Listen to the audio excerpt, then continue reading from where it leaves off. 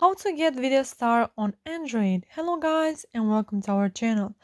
So I will show you two ways to do that. You have to click on the Play Store app, and then here you have to search for Video Star.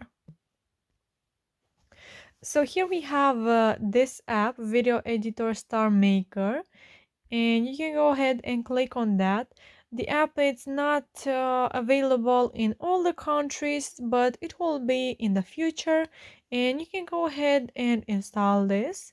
And then if you don't like this app, but it's okay, it has 1 million downloads, but still, if you don't like this, you can go to your browser and then search for Softonic, and then you can also add a Video Star download. So you can go to that site and download that app.